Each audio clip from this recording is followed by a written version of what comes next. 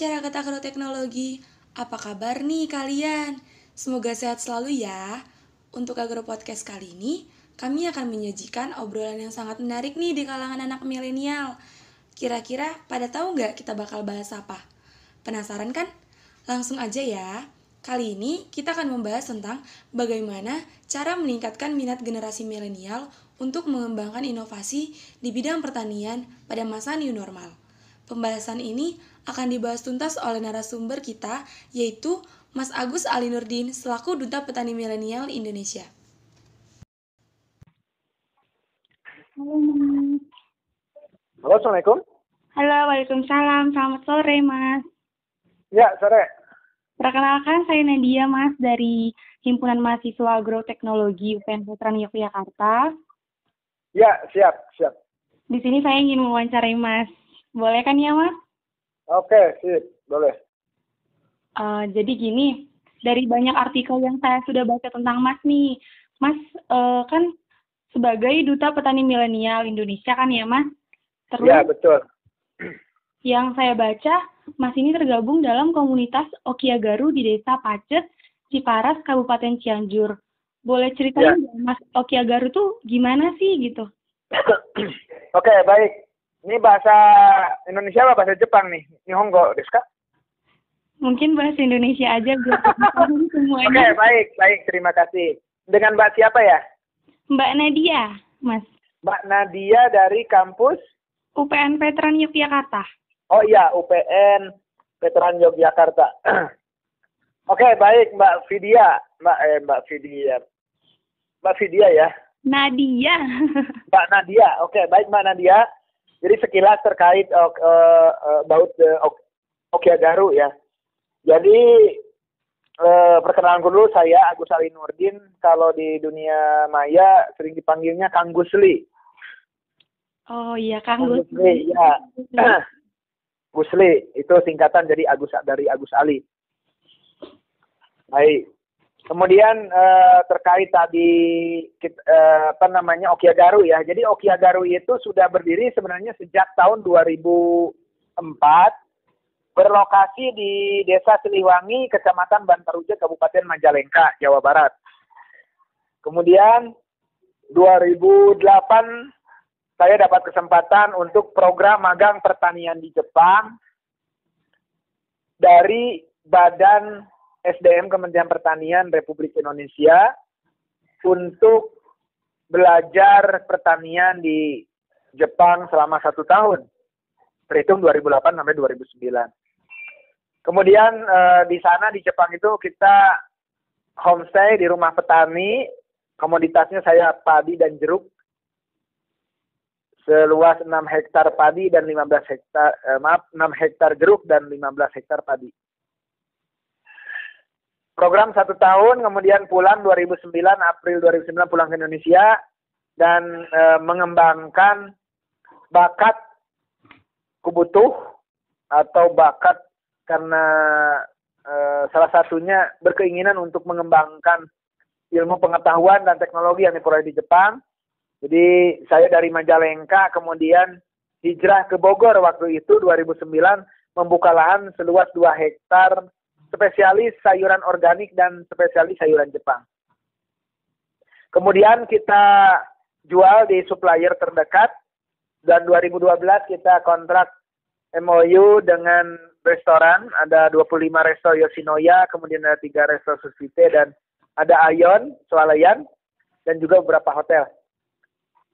Dilanjut karena permintaan banyak, setiap hari ngirim hampir 1 pick up. 2 hektar itu tidak mencukupi sehingga buka lahan di Cianjur. Di Cianjur kita buka lahan seluas 4 hektar di tahun 2012. Kemudian 2013 saya pindah lokasi lagi masih di Cianjur wilayah Pacet yang sekarang jadi kantornya komunitas Okiagaru, Komunitas Petani Muda Indonesia, Okiagaru Group di Pacet, Cianjur, Jawa Barat. 2014 kita legalkan kelompok tani Okiagaru Farm. Kemudian kita buat kelompok wanita tani Miori Farm, spesialis khusus pangsit vegetable. Kemudian 2016 kita deklarasikan Komunitas Petani Muda Indonesia atau KPMI. Dan masih 2016 kita pun melegalkan untuk Pusat Pelatihan Pertanian dan Perdesaan Swadaya atau P4S Okiagaru Ikamaja. Dan 2019 kita membuat koperasi pemasaran nasional, anggotanya dari seluruh nasional, dengan nama Koperasi Pemasaran Okiagaru Indonesia Agricop.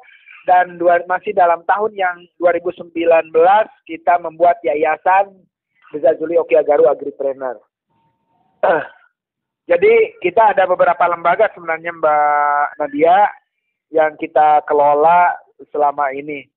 Kemudian pada tahun 2019 kita dinobatkan menjadi Duta Petani Milenial Kementerian Pertanian RI. Dan sampai sekarang kita masih ada SK dari Kementerian Pertanian bahwa kita sebagai Duta Petani Milenial 2019 sampai 2022. Kemudian kalau Okiagaru itu sendiri dari bahasa Jepang, Mbak. Jadi Okiagaru dari bahasa Jepang, Okiru dan Agaru, artinya bangun dan membangunkan atau bangkit dan membangkitkan. Spesialis kita khusus sayuran organik dan spesialis sayuran Jepang yang sekarang sedang dikelola itu 14 hektar sayuran organik dan 50 hektar sayuran konvensional yang anggota kelompok tani yang kita kelola. Itu barangkali gambarannya Mbak Nadia sekilas tentang organisasi Okiagaru gitu. Dan kita punya filosofi di dalam Okiagaru itu, bangkit dan membangkitkan itu, filosofinya adalah Nana Korobia Oki, 7 kali jatuh dan 8 kali bangun. Seperti itu Mbak Nadia, sekilas Okiagaru. Oh, mungkin sudah banyak juga ya Pak dari tahun 2009 udah merintis untuk Okiagaru. Ada nggak sih Pak itu kayak gimana ya, merintisnya tuh ada kesulitan apa aja sih gitu untuk merintis sampai segede sekarang gitu? So Desne, jadi yang namanya wirausaha itu kan kalau secara singkatnya kan wira itu kan ksatria ya, atau mandiri atau pendekar gitu kan. Usaha ya berarti kita melakukan sesuatu untuk mencapai tujuan yang dihasilkan, baik itu profit maupun non profit kan.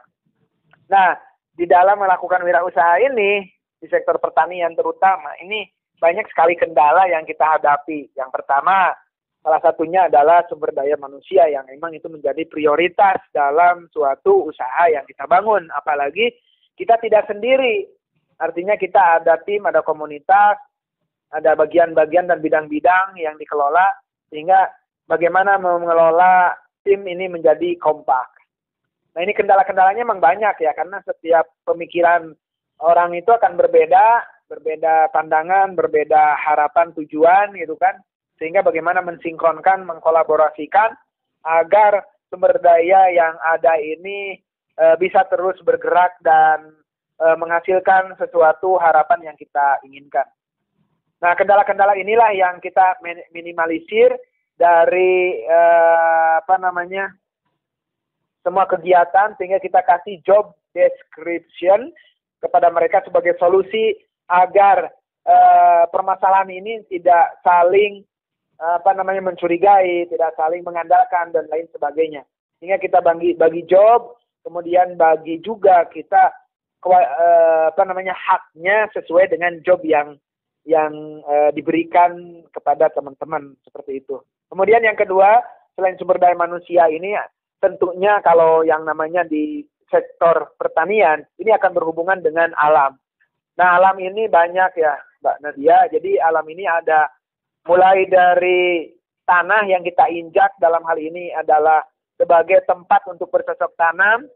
Artinya di alam itu kita ketika berusaha tani ini, sumber-sumber mikroorganisme, unsur hara, dan lain sebagainya gitu kan, itu kan tentunya berbeda-beda. Dan ini menjadi PR bagi kami ketika menjalankan usaha ini harus memiliki kompetensi untuk menguasai bagaimana mengelola kesuburan tanah, menjaga agar tanah itu tetap stabil, unsur haranya terjaga kan gitu. Kemudian dari selain karena itu ya tentunya dalam hal ini adalah matahari, hujan, kemudian hama penyakit yang menyerang gitu. Sehingga kompetensi itu kami bagi dengan teman-teman untuk bisa menguasai sesuai dengan peran dan disiplin ilmunya. Seperti itu. Nah itu yang kedua terkait hal-hal di usaha pertanian. Dan pertanian ini kan kita tidak seperti pabrik yang dicetak kemudian menghasilkan sesuatu produk dan kita jual ataupun bisa kita simpan. Ini produknya perishable, artinya ini mudah rusak ya. Ketika kita panen dan tidak segera didistribusikan akan mudah rusak dan nilai jualnya akan yang akan rendah. Selain itu otomatis kita ini kan bercocok tanam. Dari mulai tanam sampai panen itu perlu waktu. Gitu kan? Perlu bagaimana kita berteman dengan alam, ya dengan hama, dengan lingkungan, air dan lain sebagainya. Sehingga kompetensi itu emang perlu dan harus dikuasai oleh seorang wirausahawan di sektor pertanian. Kemudian selain dari tadi produk ya, produk yang kita SDM kemudian produk, tentunya akses pemasaran itu sendiri. Nah, permasalahan dan tantangan di pemasaran, ya pemasaran tentunya minta produk yang selalu kontinu, dengan kualitas terjaga, dengan harga murah. Kemudian produknya ingin dikirim langsung.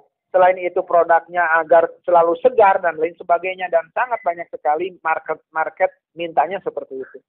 Nah untuk menjaga hal tersebut kami tidak bercocok tanam sendiri. Makanya dibuat kelompok tani.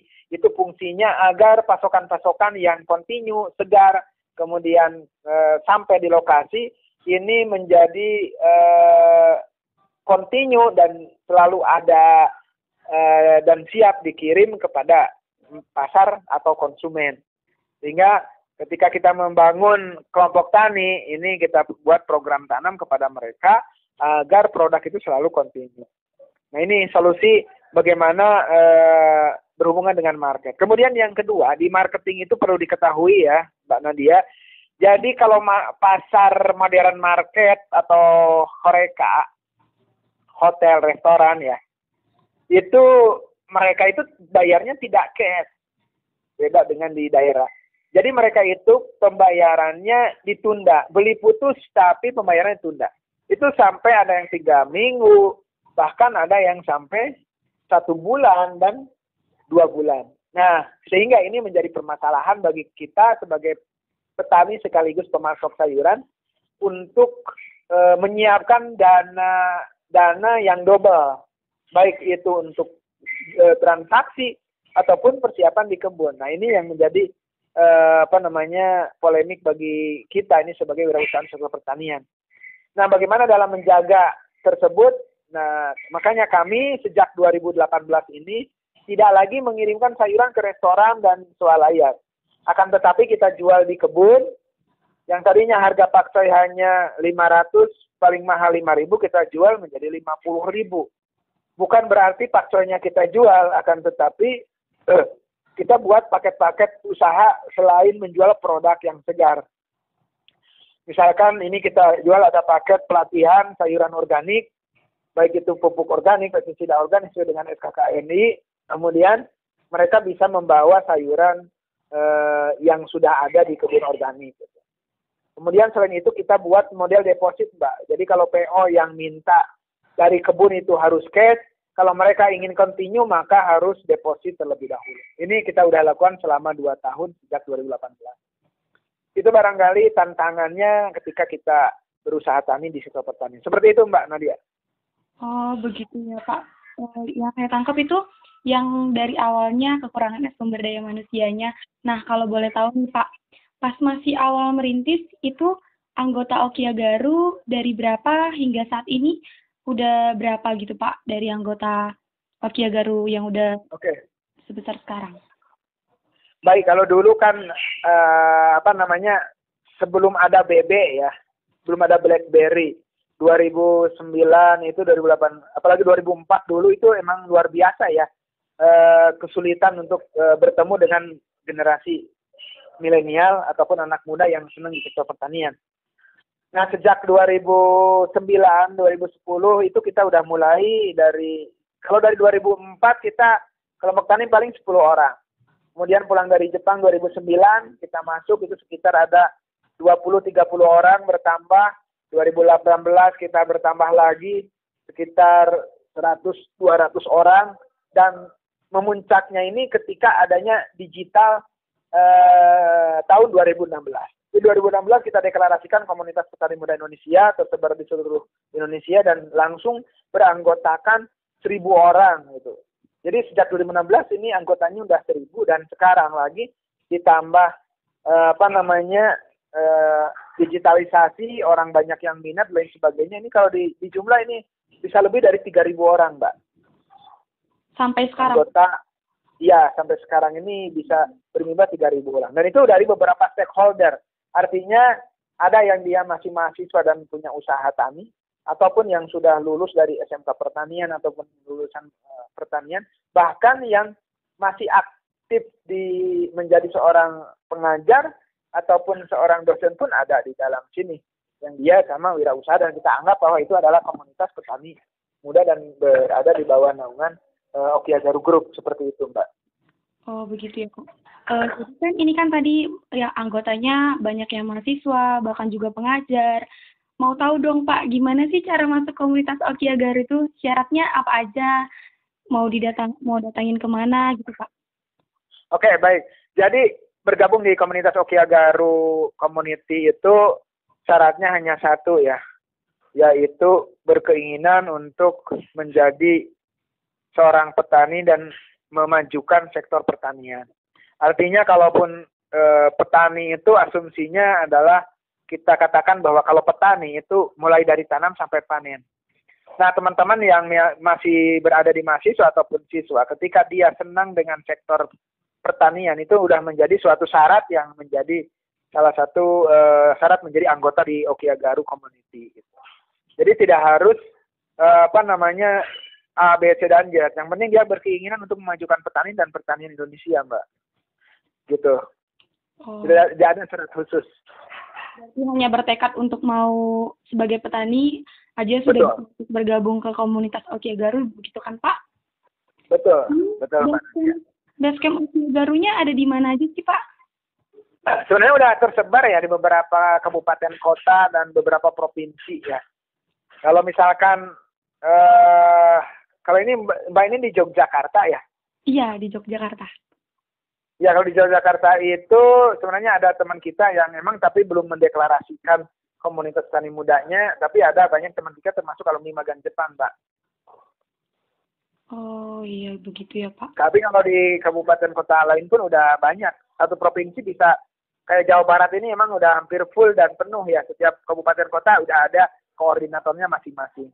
Untuk wilayah provinsi lain, ini masih ada beberapa yang yang belum terbentuk emang di wilayah lain. Karena kita deklarasinya nggak seperti deklarasi yang formal ya. Artinya mengatasnamakan komunitas petani muda untuk membentuk kelompok tani ataupun kelompok petani muda yang ada di wilayah tersebut. Seperti itu, Mbak. Oh iya, seperti itu. Baiklah, kan kita tadi tahu dari Okia Garu kan, Pak, itu artinya bangkit dan membangkitkan.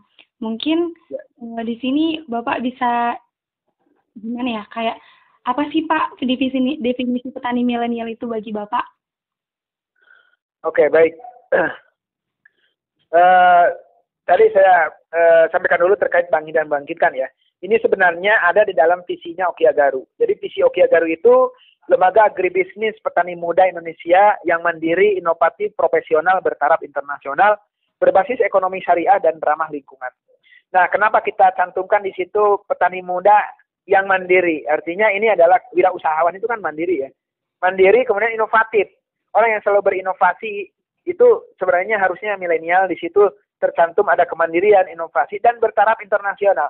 Artinya membuka seluas-luasnya terkait paham ataupun informasi tidak hanya di Indonesia tapi di tingkat dunia, ya kan, internasional gitu. Itu adalah sebenarnya milenial itu harusnya seperti itu. Kemudian berbasis ekonomi syariah, mohon maaf, bahwa di komunitas kita ini tidak diharapkan untuk tidak terkonektif dengan transaksi riba, kemudian barang produk-produk yang diharamkan gitu kan, secara zatnya dan lain sebagainya. Sehingga di situ kita bunyikan berbasis ekonomi syariah. Kemudian ramah lingkungan adalah bagaimana mengolah usaha tani yang kita usahakan, baik orangnya, tadi prosesnya adalah dengan ekonomi syariah, kemudian dimasukkan lagi ramah lingkungan. Jadi bagaimana produk yang kita hasilkan ini aman dan sehat untuk dikonsumsi. Artinya agroinput, pupuk, pestisida, air, dan tambahan zat lain itu tidak menjadi residu buat tanaman dan buat orang yang nanti makannya. Sehingga diharapkan teman-teman yang mengusahatanikan, walaupun dia konvensional, tidak organik, itu memakai sesuai dengan anjuran yang sudah ditentukan oleh perusahaan, tidak berlebihan. Kemudian ini statement terkait Okiagaru. Kemudian statement petani milenial itu seperti apa sih? Jadi kalau istilah milenial, milenial itu kan dia, apalagi zamannya gadget ya. Artinya milenial ini sebenarnya multitasking kelebihannya. Tapi kelemahannya itu mudah bosan. Mudah bosan pada barang yang dibeli, mudah bosan terhadap usaha yang sedang dikerjakan. Gitu. Artinya tidak sulit untuk istiqomah untuk milenial ini. Kemudian kelebihan milenial juga ya tadi inovatif ya. Ketika dia berpikir terhadap nasional, dia ingin bergerak terus, gitu kan. Cuman kelemahannya mereka ketelitiannya kurang. Gitu. Kemudian disiplinnya kurang. Ini salah satu contoh milenial. Nah, petani milenial itu adalah petani yang dia memahami peran dan fungsi daripada apa yang sedang terjadi di saat ini. Petani milenial itu bukan berarti terkonektif kepada industrialisasi 4.0. Tidak harus seperti itu. Di petani milenial itu, walaupun dia tidak pegang HP, tapi tahu peran dan fungsi daripada bertani, itu pun termasuk petani milenial dan petani masa depan. Contoh, Mbak, misalkan dalam sistem agribisnis, ini ada agroinput, artinya menjual produk itu ada agroinput kan, ada mesin, pupuk, pestisida, dan lain sebagainya. Kemudian kalau di on farm itu adalah mulai dari tanam sampai panen. Berarti dari mulai benih itu ditanam di kebun sampai dipanen. Kemudian ada lagi bisnis yang dilakukan off farm, itu hilir ya. Mulai dari bisnis packaging, bisnis distribusi produk, atau bisnis di pemasaran, menjadi tengkulak misalkan membeli dan menjual produk. Atau bisa aja bisnis pengolahan hasil pertanian kan gitu. Kemudian ada lagi yang namanya supporting system. Di situ ada bisnis yang luar biasa, menjadi jasa konsultasi, jasa daripada agrowisata, kemudian paket-paket pelatihan dan lain sebagainya.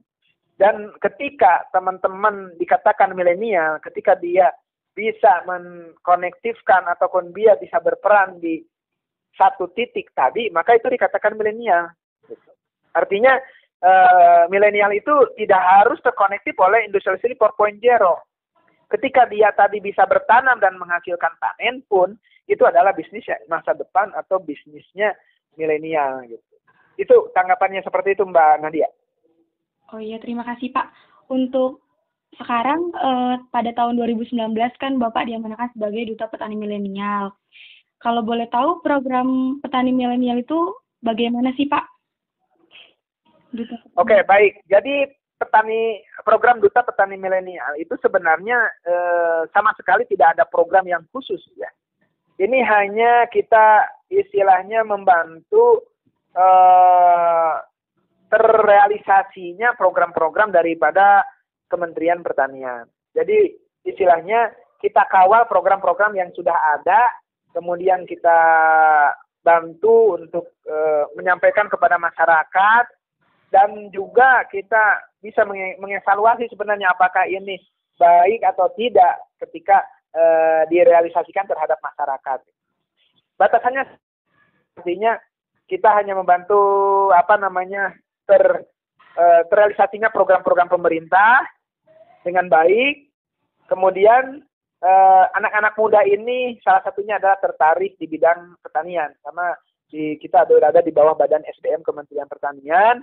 Bagaimana anak muda ini bisa tertarik untuk terjun di sektor pertanian untuk memajukan petani dan petani Indonesia. Seperti itu, Mbak. Nah, kan tadi Bapak bilang bagaimana caranya untuk menarik anak-anak muda pertanian agar mau terjun langsung ke lapangan. Itu trik Bapak untuk menarik anak-anak muda pertanian mau terjun ke lapangan itu gimana sih, Pak? Oke, trik di dalam menarik anak muda cinta terhadap sektor pertanian. Iya. Oke, kalau berbicara menyukai, mencintai, menyayangi, ataupun suka terhadap usaha yang kita kerjakan, itu dasarnya tetap saja terhadap perilaku, ya. Perilaku daripada kita sendiri. Karena yang namanya karakter diri ini akan terakumulasi ke dalam pekerjaan-pekerjaan yang kita lakukan. Contoh, kalau misalkan si anak tersebut dia senang dengan berjalan-jalan, maka yang kita berikan motivasi kepada mereka adalah bagaimana jalan-jalan itu menjadi produktif, kan gitu.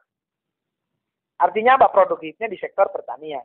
Oh, ternyata anak-anak ini senang hiking, naik gunung, senang di alam. Nah, berarti bagaimana ketika naik hiking dan di alam, ini menjadi menghasilkan suatu produk yang bisa mensejahterakan kita semua gitu. Itu gambaran umumnya terkait bagaimana kita menjadi seorang petani dan minat. Nah, yang paling terpenting adalah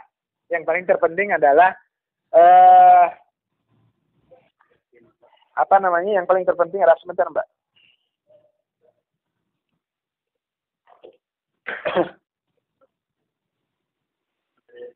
Oke, maaf Mbak ya, terganggu. Iya, Yang paling terpenting adalah ketika kita menyampaikan informasi kepada yang lain, itu informasi yang real dan bukan diawang-awang. Kita menyampaikan informasi apa yang kita lakukan. Itu akan menarik simpati dan orang-orang untuk mengikuti gerakan kita. Tapi kalau kita hanya menyampaikan informasi di awang-awang, dalam hal ini adalah hanya dalam bentuk kertas saja kepada teman-teman kita, ya agak kesulitan gitu, Mbak. Kemudian yang ketiga adalah bermain peran. Contoh nih, saya sendiri perannya adalah bagaimana menghasilkan produk dan di misinya kami ini bagaimana menghasilkan produk yang kontinu dengan kualitas terjaga. Artinya kami berperan di sini sebagai orang di on farm. Bagaimana on farm ini bisa dikatakan keren? Contoh, kalau motor cross, ya off-road, itu kalau semakin kotor itu kan semakin keren. Ya nggak, Mbak? Iya, benar, Pak. Beda dengan moge. Kalau moge itu kan di jalan raya kan. Semakin dia gerombolan banyak dengan suara motornya yang menggaung, itu semakin keren. Iya, benar. Sama. Jadi kerennya seorang petani itu sesuai dengan perannya. Kalau saya mengatakan keren, itu ketika saya harus berkeringat. Harus terkena terik sinar matahari, harus terkena hujan, artinya ketika saya hujan-hujanan, kotor-kotoran, basah-basahan, itu merasa lebih keren dan lebih nyaman. Kemudian ketika saya panas-panasan di bawah terik matahari, ketika panen, itu akan lebih kelihatan keren. Kami misalnya ketika menjadi hitam muka, ya, kemudian berkeringat, itu menjadi keren. Kemudian misalkan kita berada di lahan, badan kita misalkan lemah, lesu, itu semakin keren. Itu adalah stigma yang harusnya diterapkan oleh seluruh stakeholder bahwa keren itu bukan berarti bersih. Karena perannya bertani itu harus kotor. Kalau bersih itu berarti di kantor. Bisa dipahami ya, Mbak ya? Iya, bisa, Pak. Nah, masalah misalnya ada sentuhan teknologi lain sebagainya, itu tetap aja nggak bisa karena teknologi itu hanya alat bantu. Marwahnya sebagai seorang petani itu harus kotor. Iya, benar. Karena di alam, Dan bisnis ke depan yang akan menjadi bergengsi itu adalah bisnis kotor-kotoran. Gitu kan? Iya. Karena sekarang dengan industri 4.0 ini seolah-olah mau menghilangkan yang namanya stigma cara berpikir kotor itu tidak keren. Nah ini hati-hati Mbak. Karena ini kita sedang gozul fikri, sedang perang pemikiran, perang paradigma cara berpikir kepada generasi muda di siswa bahwa keren itu harus bersih. Tidak. Kualitas yang baik adalah kualitas yang diminta oleh pasar.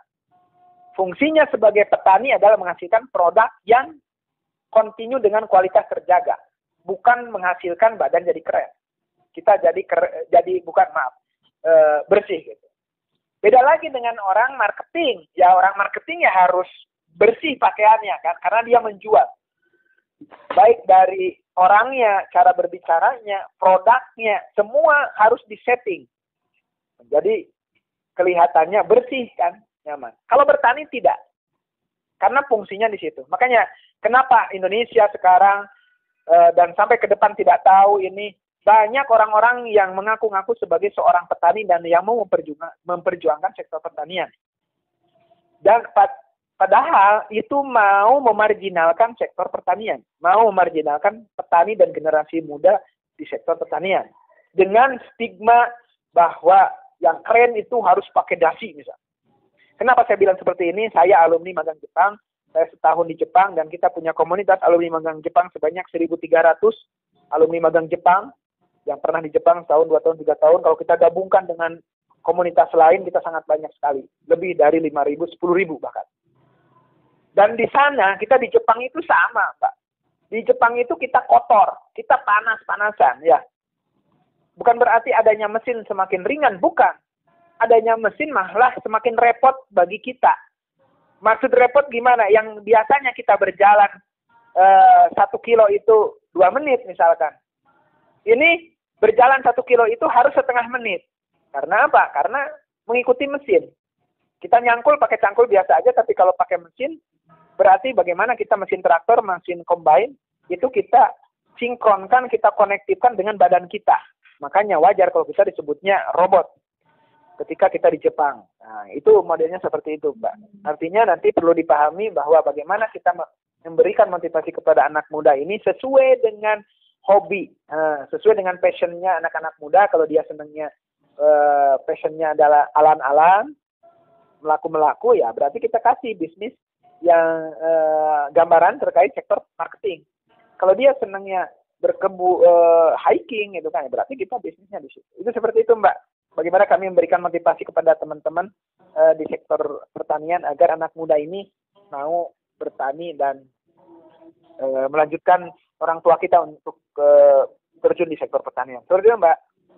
Oh iya, berbicara tentang pertanian Jepang nih ya Pak. Bagaimana sih kualitas pertanian Jepang dibanding Indonesia Pak? Kalau di Indonesia kan petani di sini kan menganggap petani itu kurang sejahtera gitu Pak. Kenapa perbedaan itu ada gitu Pak? Kalau di Jepang kan mungkin petani itu terlihat biasa aja gitu. Yang membedakan pertanian di Jepang sama di Indonesia apa Pak? Kalau pertanian di Jepang dan Indonesia ya sudah jelas dari sumber daya manusia yang pertama. Sumber daya manusia, karena di Jepang itu bukan hanya di pertanian, di sektor lain pun sama. Dari kecil sudah terlatih, dari orok kali ya, sudah terlatih untuk mandiri. Sudah terlatih bagaimana disiplin, sudah terlatih bagaimana etos kerja, sudah terlatih bagaimana mematuhi aturan. Nah di kita ini, dari sumber daya manusia yang dicetak, dibentuk dari kecil pun, sudah banyak perubahan-perubahan daripada kultural negara kita ini. Termasuk budaya-budaya ketimuran negara kita ini sudah mulai berkurang. Nah, di Jepang justru menjunjung tinggi budaya-budaya yang di situ, baik itu budaya penghargaan, penghormatan, dan lain sebagainya. Nah, yang pertama seperti itu. Kemudian yang kedua, ini yang jelas ada teknologi tangible dan intangible, ada teknologi mekanisasi dan cara. Di sana, di Jepang sudah menggunakan teknologi mekanisasi, ya, dan juga tangible dan intangible. Nah, Indonesia itu belum ada sentuhan yang istilahnya diindustrialisasikan dengan mekanisasi tersebut dan sekarang lagi menuju ke arah sana. Nah, akan tetapi di Jepang itu sumber daya manusianya emang sedikit. Di Indonesia sumber daya manusianya emang banyak. Artinya tidak semua negara itu harus dan bisa dibuat menjadi negara industri. Indonesia misalkan dalam hal ini negaranya yang sumber daya alamnya luas, kemudian baik, kita berada di garis khatulistiwa, kemudian sebagai negara agraris, kalau dari Brazil kita nomor 2, kemudian sumber manusianya kita banyak ya, orang-orang yang berpendidikan tinggi pun banyak gitu. Akan tetapi karena kita tercipta di dalam lingkungan yang fine-fine saja, kemudian berada di dalam lingkungan yang di situ merasa berkecukupan, baik di lingkungan keluarga, kampung, desa, dan lain sebagainya, sehingga bergerak untuk menjadi lebih maju itu agak pelan gitu. Artinya, ketika sekarang masuknya industrialisasi 4.0, adanya digital masuk ke negara kita, sejak tahun 2016 ini, mengalami kemunduran justru. Dari mulai kompetensi diri kita, termasuk kedisiplinan, peraturan, dan lain sebagainya, dan masih banyak. Artinya moral daripada anak bangsa kita ini, generasi muda ini menurun drastis. Ya, bukannya kita menjaga marwah negara kita, negara yang selalu santun, sopan, dan sebagainya, bahkan kita menjadi jauh. Dan ini adalah analisis yang sering kami kaji di komunitas, kenapa anak-anak muda sekarang kok banyak yang berubah moralnya, gitu kan? Bagaimana etika kepada orang tua, etika kepada yang lebih tua, itu sekarang sangat kritis kita mengalami kemunduran di situ. Nah, dan itu adalah menjadi fungsi bagaimana negara kita akan maju dan berkembang seperti negara Jepang.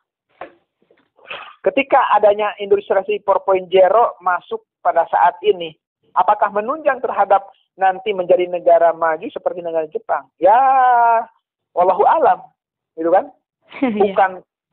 Bukan saya pesimis. Bukan orang yang selalu pesimis, bukan. Akan tetapi ini masalahnya adalah karakter. Kita kehilangan budaya, kita kehilangan karakter sebagai NKRI, sebagai orang yang selalu menjunjung tinggi marwahnya keluarga kita, dan sekarang kita udah hampir kritis generasi muda kita ini. Gitu, Mbak. Sehingga ketika bagaimana bedanya Jepang dan Indonesia, ini lagi-lagi ada suatu kewajiban pemerintah yang harus masuk di situ. Karena pemerintah adalah petugas rakyat. Ya, pemerintah adalah yang mewakili bangsa ini untuk menjadi maju.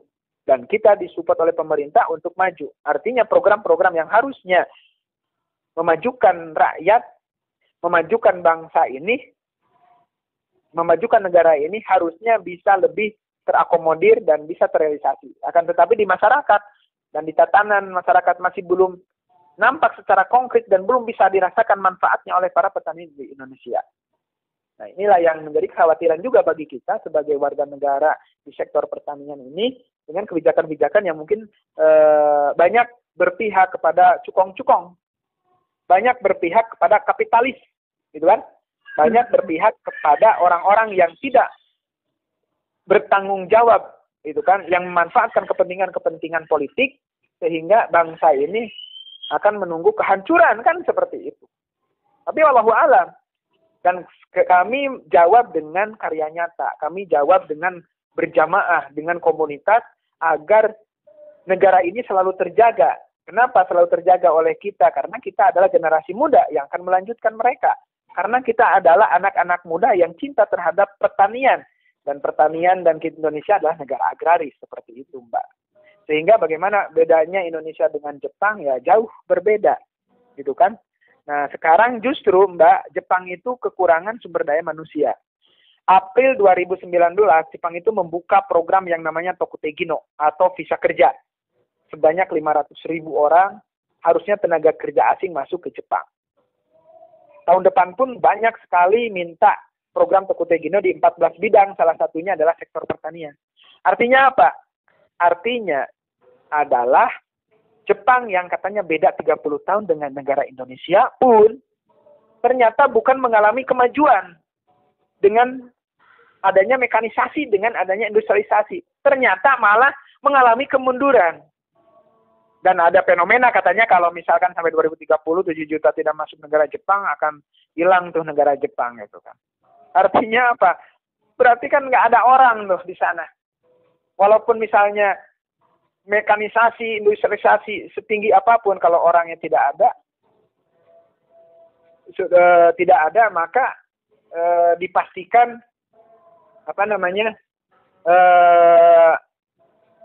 Indonesia akan berhenti kan gitu. Iya, benar, Pak. Bukan pesimis, tapi ini adalah evaluasi kan buat seluruh stakeholder. Artinya kita anak muda ini perlu kehati-hatian dengan informasi-informasi yang di situ menjadi hoax, yang di situ akan mencederai generasi muda kita ini. Karena generasi kita ini mayoritas adalah generasi berbaring. Senengnya dia pengen usaha yang cepat, pengen usaha yang instan tapi menghasilkan tinggi, nggak mau kotor-kotoran gitu. Ya udah, itu adalah cara licik bagaimana mau menguasai negara kita ini, Mbak, sebenarnya. Gitu. Sehingga kita mau dipecah antara ketika kita kotor, gitu kan. Padahal di Jepang juga kotor loh. Iya. Lebih capek daripada di Indonesia. Gitu. Seperti itu, Mbak, gambarannya ya. Iya, benar. Oke. Mungkin udah itu kita bahas yang ini ya, Pak. Pada masa new normal ini, hasil produksi dari Okiagaru itu menurun atau gimana, Pak? Pada masa kalau hasil produksi kita tetap ya, karena kita adalah komunitas 0.4, 0.4. Kita adalah komunitas pecinta lahan garung. Artinya kita adalah komunitas yang selalu menyampaikan tanam, dan tanam. Apapun yang terjadi, apapun yang ada di hadapan kita, maka kita adalah komunitas yang selalu mencintai pertanian, hasil bumi, dan komunitas kita adalah yang selalu tanam. Artinya ketika COVID, ketika new normal, kita terus meningkat. Bahkan tidak ada penurunan, karena kita terus di komunitas tanam, dan tanam gitu, Mbak. Seperti itu, Mbak. Untuk pemasarannya bagaimana, Pak? Tadi kan ada pemasaran ke restoran Jepang di Jakarta. Mungkin kalau saat ini kan COVID ini kan restoran banyak yang tutup, gitu, Pak. Untuk pemasarannya bagaimana, Pak, pada masa COVID ini? Jadi justru karena komunitas kita adalah komunitas tanam, dan tanam, justru orang itu mencari lokasi orang yang bisa menghasilkan produk yang kontinu dengan kualitas yang terjaga. Karena kita tanam dan berjamaah. Nah sekarang justru malah ke kita ini yang mencari produk itu malah bersaing, terbalik, Mbak. Jadi bukannya berkurang, justru kita pasar semakin meningkat. Padahal kita emang sama sekali udah nggak ngirim lagi, Mbak, ke restoran. Kita emang sengaja sebelum COVID 2018 kita udah nggak ngirim ke restoran. Tapi bagaimana mereka membeli produk di tempat kita. Bahkan usaha yang di kebun pun ketika mereka mau beli cash, maka ada yang ada di kebun silahkan cash. Kalau misalnya pengen continue maka harus deposit. Itu komunitas yang kita bangun, Mbak. Oh, begitu. Berarti untuk pemasarannya bahkan kurang gitu ya, Pak, untuk channel ke yang lain itu banyak yang minta bergabung dengan Okiagaru ya, Pak? Ya, justru market banyak yang nyari ke kita, baik itu e-commerce maupun yang offline banyak yang nyari. Iya, benar. Karena Jadi, kita ada komunitas. Kita udah banyak bahas nih tentang Okiagaru, bagaimana petani milenial. Bapak ada untuk memotivasi kita sebagai anak muda pertanian ini, Pak, untuk mau membangun inovasi-inovasi pertanian, gimana, Pak? Mungkin baik, Mbak Nadia, ya. Motivasi baik. kita, gitu, Pak. Motivasi untuk teman-teman ya. Ya, untuk teman-teman pertanian di mana aja di Indonesia untuk membangun pertanian kita semakin baik, semakin meningkat gitu. Baik, Mbak Nadia ya, jadi makhluk hidup kita ini manusia tercipta sebagai khalifah, sebagai seorang pemimpin, baik memimpin dirinya maupun memimpin orang lain, bahkan memimpin alam semesta ini. Bertani itu pekerjaan mulia. Kenapa pekerjaan mulia? Karena ikut di dalam proses penciptaan. Apa penciptaan apa? Yaitu dari benih sampai dia hidup. Karena itu makhluk hidup ya, tanaman. Bahkan setelah dipanen itu ikut dalam proses penciptaan dan keberlangsungan makhluk hidup. Apa? Karena dimakan oleh orang. Artinya, bisnis yang kita lakukan sebagai petani ini adalah bisnis yang sangat menjanjikan sampai akhir zaman. Tidak akan ada bangkrutnya. Ya, karena sebelum dunia ini berakhir, orang masih perlu makan. Tidak ada pengganti pakai styrofoam atau dan lain sebagainya. Secanggih apapun teknologi, maka di situ tanah harus ikut serta. Hujan, angin, matahari harus ikut serta di situ karena kita ada sebagai khalifah. Bagaimana mikroorganisme bisa bersahabat dengan kita. Seperti itu, Mbak. Artinya, anak-anak muda, mari kita sama-sama membangun negara ini dengan karya nyata. Kita sebagai seorang anak muda yang produktif, terutama mencintai petani dan pertanian. Jangan pandang sebelah karena petani lusuh, tapi lihat petani lusuh itu adalah karena tupoksinya, perannya di situ. Kalau misalnya penjual itu keren karena dia sales, harus menjual, maka dirinya harus keren. Sehingga tolong cintai negara ini dengan cara ya mencintai produk ya, mencintai petani, kemudian mencintai hasil pertanian, yaitu hasil panennya. Dan yang paling terpenting adalah mari kita sama-sama bisa berkomunikasi baik dengan komunitas, dengan grup teman-teman dimanapun Anda berada, ya dengan membangun komunikasi. Kemudian mari kita berkolaborasi dalam bentuk apapun kita berkolaborasi, dan mari kita saling berkontribusi untuk sama-sama membangun pertanian Indonesia maju dan cemerlang di masa mendatang. Maju, mandiri, dan modern. Seperti itu, Mbak. Terima kasih. Terima kasih untuk motivasinya. Mungkin habis ini anak-anak muda pertanian akan mau bergabung dengan